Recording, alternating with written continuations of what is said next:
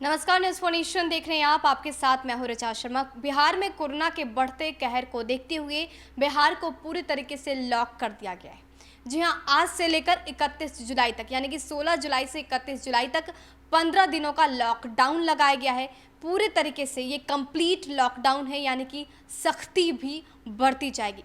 प्रशासन इसको लेकर अलर्ट है। सभी जिला प्रशासन को पूरी तरीके से अलर्ट कर दिया गया है। पूरी सख्ती अब सड़कों पर दिखाई देगी।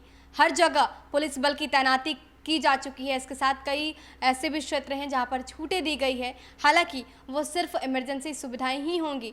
इमरजेंसी सुविधाओं को छोड़कर सब कुछ बंद कर दिया गया है। वो इसलिए क्योंकि आंकड़े काफ़ी बढ़ रहे हैं। मौत का जो आंकड़ा है वो भी 200 पहुंचने वाला है। वहीं बात की जाए कोरोना संक्रमित मरीजों की तो ये आंकड़ा 22,000 के भी पार चला गया है। ऐसे में कहीं ना कहीं डरने की ज़रूरत है और इसको देखते हुए बिहार को फिर से लॉकडाउन किया गया है।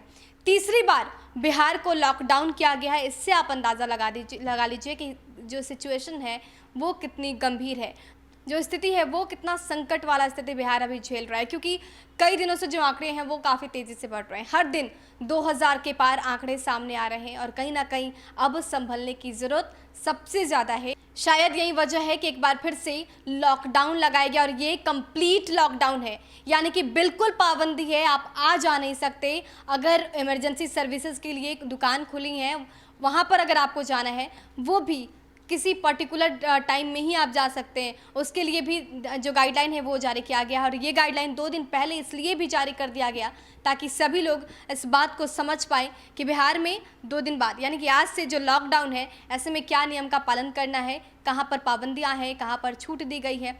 हालांकि बात की जाए राजधानी पटना की तो यहाँ पर 114 ऐसे कंटेनमेंट जोन है जहाँ पर पब्लिक ट्रांसपोर्ट बिल्कुल भी नहीं चलेगा, यानी कि ऑटो जो है जो चलने हैं बाकी इलाकों में, लेकिन ये जो कंटेनमेंट जोन है वहाँ पर नहीं चलेंगे। पटना के ऐसे 114 इलाके हैं जहाँ पर पूर्णतः पाबंदी लगा दी गई है। वहाँ पर आवाजाही में भी पाबंदी लगाई गई है। तो ऐसे कई बातें जो है वो सामने आ रही है। कहीं ना कहीं पूरे लॉकडाउन करने के पीछे जो उद्देश्य है वो सिर्फ एक है कि देश को, बिहार को कोरोना संक्रमण से बचाया जा सके।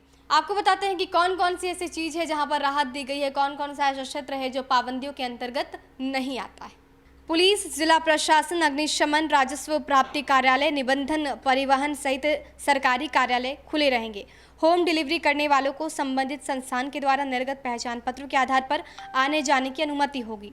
टैक्सी और ऑटो चलेंगे। रेल और विमान सेवाएं भी सुचारू रहेंगी। यात्री अपने टिकट को पास के रूप में उपयोग कर सकेंगे। आवश्यक आपात और अनुमति प्राप्त सेवाओं से संबंधित व्यक्तियों को निजी वाहन चलाने की अनुमति मिलेगी।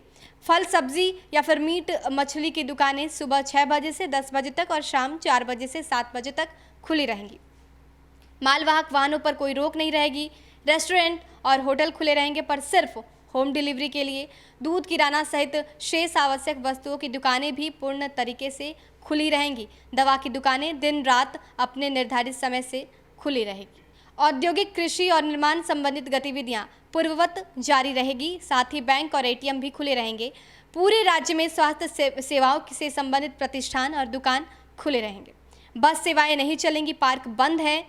सभी ऑफिस, दुकानें, प्रतिष्ठान बंद है। धार्मिक स्थल भी बंद है, लेकिन कुछ ऐसी रियायतें हैं जो सिर्फ आपातकालीन सेवा के लिए दी गई है। तो ये कुछ ऐसे क्षेत्र हैं जहां पर पाबंदियां नहीं दी गई है, लेकिन लॉकडाउन जो लगाया गया है वो सिर्फ कोरोना के कहर को रोकने के लिए लगाया गया है। ऐसे में हम भी आपसे अपील कर रहे हैं कि घर में रहिए, स्वस्थ रहिए और सुरक्षित रहिए। नमस्कार।